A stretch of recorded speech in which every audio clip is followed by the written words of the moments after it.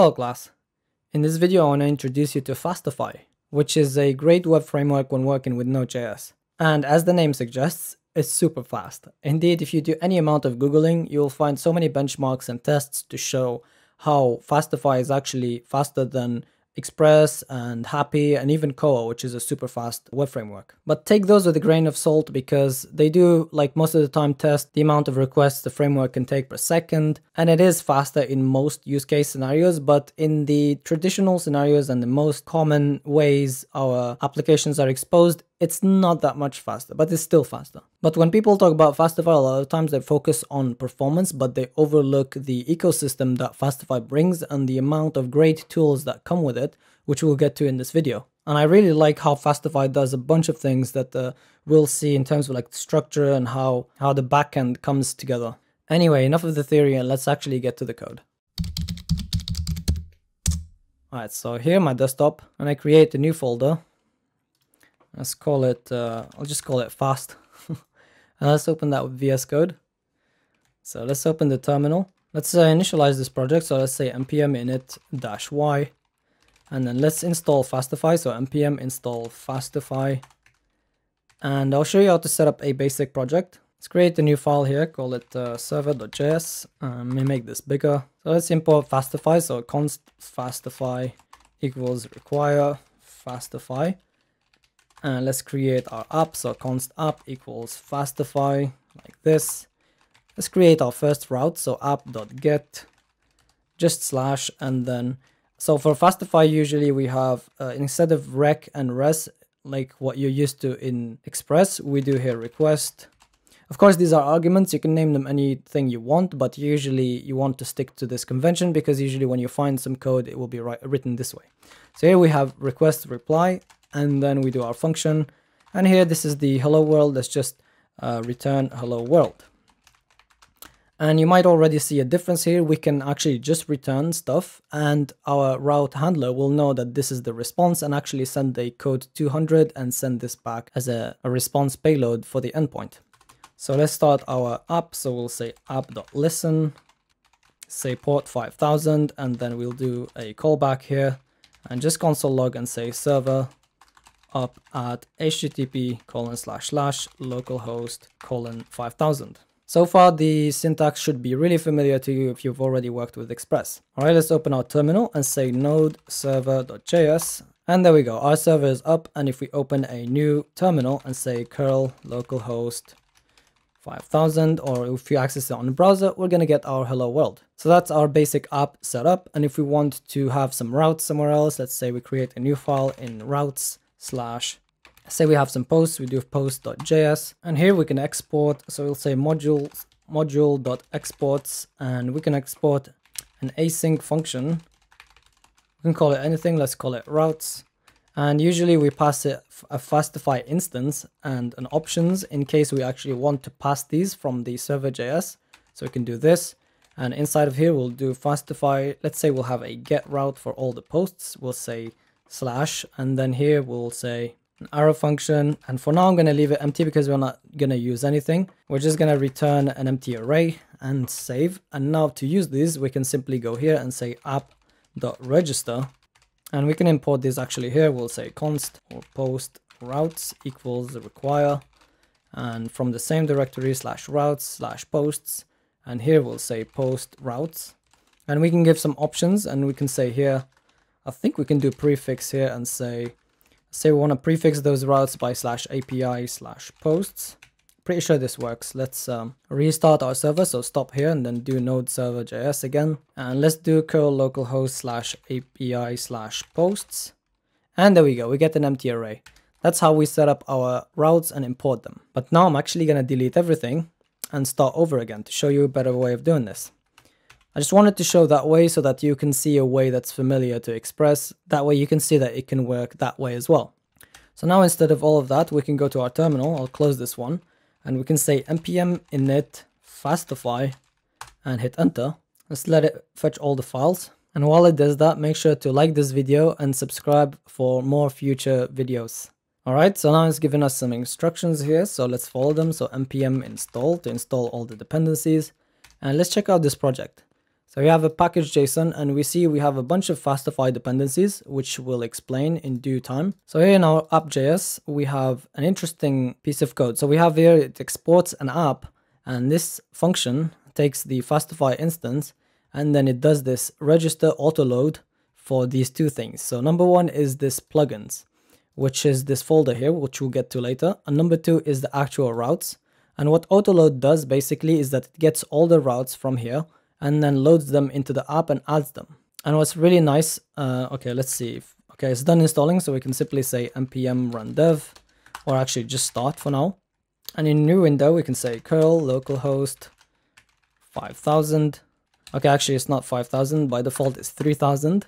There we go, so we get root true, and we can say /example, and we get this is an example. And the way it works is that we can create any file here, and it actually checks the folder structure and creates the route depending on that. We were able to send a request to /example because this index.js is inside of a folder called example.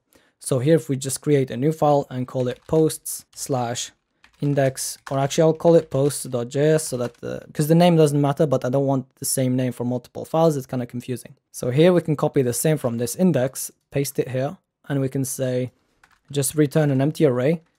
And now if we actually go to the other window, now actually we can say npm run dev instead of start. And let's go back, and then now curl localhost 3000/posts, and we'll get that empty array. We don't have to import anything into our app.js and add it. It automatically detects them and adds them to our routes, which is really nice actually. It's very convenient. And also now we did npm run dev, which runs, as you can see here, we run this fastify start command, which is from the fastify CLI. And this has a lot of powerful stuff. For example, here with the start, it starts it with this log info level, and this logs everything to the console. And here we have start and -w, which you might be used to when using NodeMon. This will actually watch our files, and if we change something, let's say here, instead of an empty array, we return an empty array, or an array with an object that says hello, and the key will be world, and we save, and we go and make that same request. Now it's changed. So it's watching our files and detecting the changes and restarting our server accordingly. And also because of this flag -P, it prints some nice logs to the console. So it's already did a bunch of things that usually we would have to set up manually. It's watching our code, so we don't have to set up NodeMon to do that. And it's also printing stuff in a nice format that we can read, so we don't have to set up things like Morgan. And it's colored, so we don't have to set up things like chalk. So it's got some really nice tooling in the background. And also, let's say we wanted to change the port, because usually 3000 is reserved for the front end. We can stop our server and create a .env file and say port equals 5000, save, and start our server again. And there we go. Now it's on port 5000. So it automatically detects the .env file, and it actually adds those variables so we can use them. So we don't have to set up .env ourselves. It's actually being set up in the background for us. All right, let's set up some routes and see how routing works. So let's go to our posts.js, and I'm gonna here create a dummy array of posts so that we can interact with without having to connect to a database. So here I'll do an array. Say we have for now one post, and it's got a user. Let's say it has an ID of 1 and a user of John Doe, and the body, actually let's do just the title, and it says hello world. So here for our /get route, so we'll do some CRUD here. So this will be the read route. Here we'll simply return posts. And also if you want the other syntax similar to Express, you can still do that as well. So you can say reply.status, and you can give a status code here, let's say 200. And also we can say .send, and then send the posts. And just by doing this, it's going to detect that this is an array, and it's going to add the application JSON content type to the response. And if you send text, it's going to detect that and do like text plain. Let's do also the post route. So let's copy this and then paste it.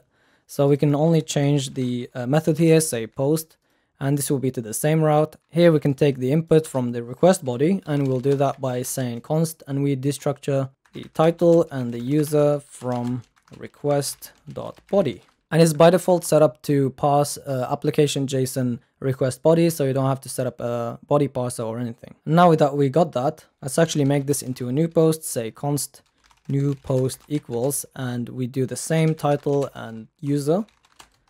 and then we add it to our post array, but let's actually do an ID so it kind of makes sense. What we can do here, we can do simply say let current ID equals 2, and then give that ID here. So here for this post, you can say ID is current ID, and then we can add that, and we say posts dot push, and we add this new post, and we can increment this ID, so next time we add one, it will not be the same. And now we can set up the status code for the response. We'll say reply.status. And by the way, you can do code as well, and it's the same thing. It's up to you which one you prefer or what your team uses, and you can stick to just one. I'll do this even though they're different, but I'm just demonstrating for your reference. So we can do 201 for created, and we can simply say return new post. Let's save that and give it a go. So our server is already restarted. I'm actually going to open Insomnia because I already prepared the collection there. So here I have this posts. And I already created the read, so that's a GET request to localhost 5000/API/posts. So let's send that. All right, so the route is not found. Oh, my bad. Actually, it's not API right now because we are inside of just posts. And we can simply solve that by creating a new folder here, call it API, and move this post folder inside of the API. We can go ahead and delete the example. We don't need that, and we can delete the root. And now, by simply doing that, we can run this, and it doesn't work. Let me check again. Why is it not working? Okay, I made a typo, my bad. This is SPI, it should be API. Okay, interesting. I had to stop the server to be able to rename it. So let me start it again. All right, let's go back to Insomnia and send this request. And this time we get the actual posts. Let's test the post endpoint. So here I already have this post here. So let's send it to /API/posts as a post request. Send that. And there we go. We get ID 2 and we get Hola Chicos by John Doe. Let's do another one, Jane Doe, and here she says hello, maybe from Jane. Run that, and there we go. We get ID 3 and it's hello from Jane. And if we do the read again, we get all the posts. Cool. And one of the cool things that come with Fastify is we can do validation, and it's actually part of the framework itself. And the way we can do that, we can pass some options to our route by passing a second parameter before the handler, and this will be a JavaScript object.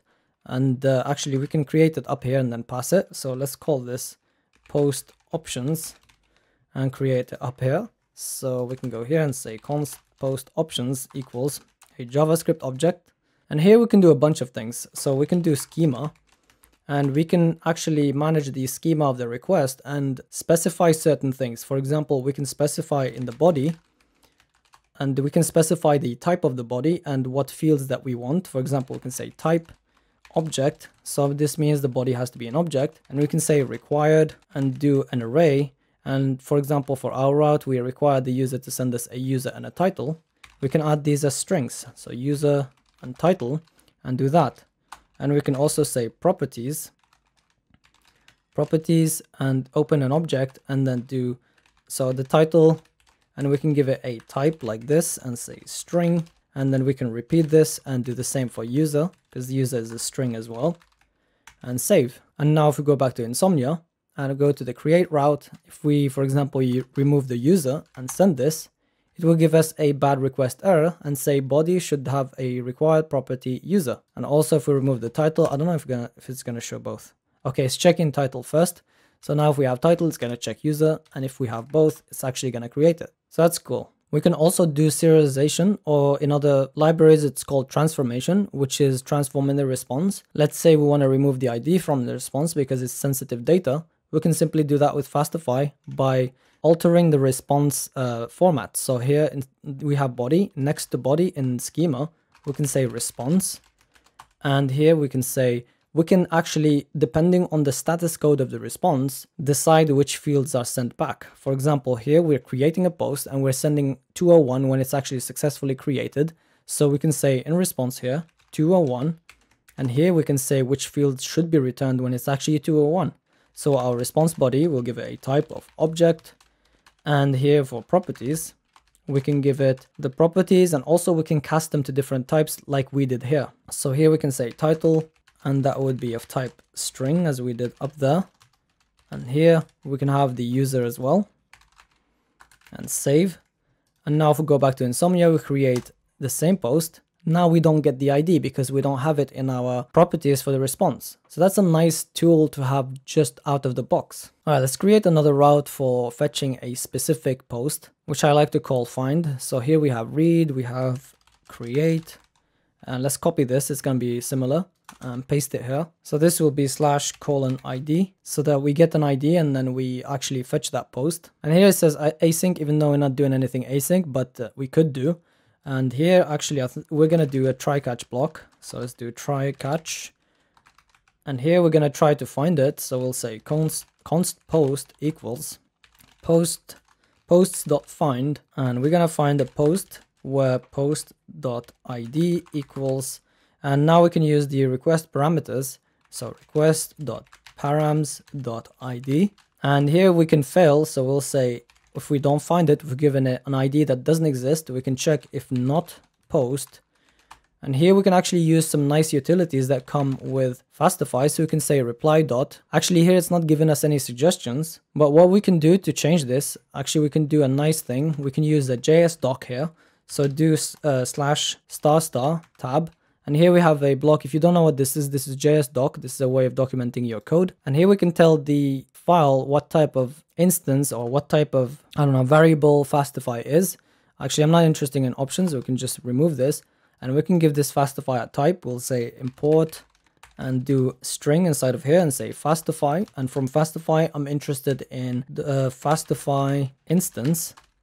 And now if we go back down and we say reply dot, now, as you can see, we have a lot of things here that we can choose from. So that's cool. Now we have auto suggestions in terms of things that we can use. There's one thing that I didn't touch on, which is this plugins folder. And what plugins are, they're kind of like Express middleware, if you've used that, but they can be used as middleware, but they can also be used as plugins in the sense that they add some objects to your Fastify instance that you can use later. If you've used GraphQL before, you have used this thing called a context, and inside the context, you can have some utility that you can use. Here, it works kind of the same. For example, here we have this Sensible plugin, which is this Fastify Sensible, which adds a bunch of utilities to our Fastify instance and also our reply instance. For example, here, instead of, if we want to give the code 404, we can say reply.notfound. Actually, sorry, that's in the Fastify instance. We can say fastify.http. Okay, I don't know why we're not getting autocomplete for that, but I'm pretty sure it exists. So let's say http errors.notfound and say post not found. But if we do have that post, we can simply just return it, return post. And if we get an error, we can simply return. Actually, we can throw errors as well. So we can say throw new error. I'm just showing you that this works. It's not something that you're probably doing a lot of. We can say something went wrong. And here actually we need to say return so that it doesn't proceed with the rest of the code. And let's save and see if this is working. So let's request /APR/posts and let's say we know we have one. So if we send this, okay, we get post not found. Let's check why that's the case. Oh, okay, it's probably, yeah, it's the parameter, because usually query string parameters are passed as strings. So we have to cast this to an integer or to a number by saying plus here, save. And now that should work. There we go. So we get the first post. But if we do 2, which doesn't exist because we restarted our server and we run this, we get post not found, which is a nice utility that we have here that we can say just not found and not specify an error code. And we have all sorts of errors. We can have internal server error, which is code 500 and say post not found. Obviously it's not relevant. It's not actually correct here, but I'm just showing you how it works. So now we send this, we get actually error code 500. And you can check all of these out in the actual plugin, the Fastify plugin GitHub page, and you can see all the helpers you get. So as you can see here, all the errors, and they also have a nice one. It's this one, create error. So if you want to have more granular control over it, so you can just do this. Let's copy this and go back and paste this here. Actually, we need to say return.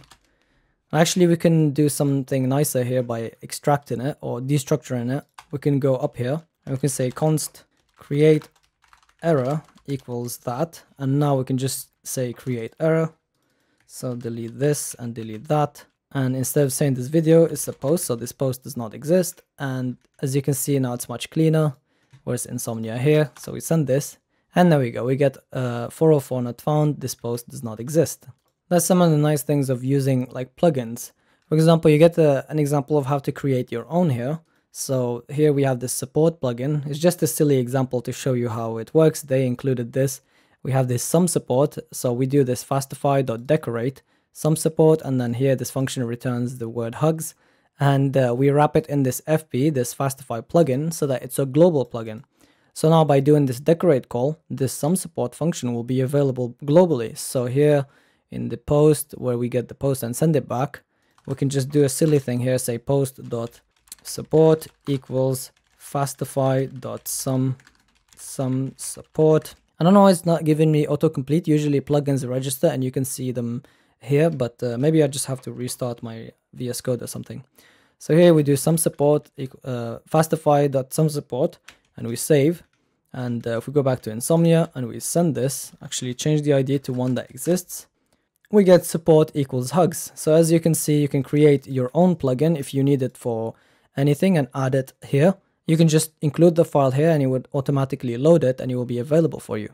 And also they included this test folder to show you kind of like a convention structure on how to test your routes, and they included test coverage for all the default routes that exist, which is nice. And also they have this great inject function that you can use, which sends a request and fulfills it immediately and then gives you the response, and then you can check the response and see if that matches what you expected to actually carry out your tests. So that's another nice utility that comes with Fastify. So that's it for this one. I want to keep this one short, and as you can see, Fastify has a lot of tools that come with it and a whole suite of plugins that you can use to do all sorts of different things, and it's mature enough that all these things are there, and it's like there's very minimal bugs, if any at all, and the community of it is very active, so I'm expecting this to really take off. What do you think about it? Let me know in the comments. If I see enough comments asking for a REST API or a full project using Fastify, I'm actually going to do one because I really enjoy using Fastify. So yeah, thanks again for watching. Again, please do make sure to like this video and subscribe. It really means a lot and helps a lot. So yeah, thanks for watching, and I will catch you in the next one. Cheers.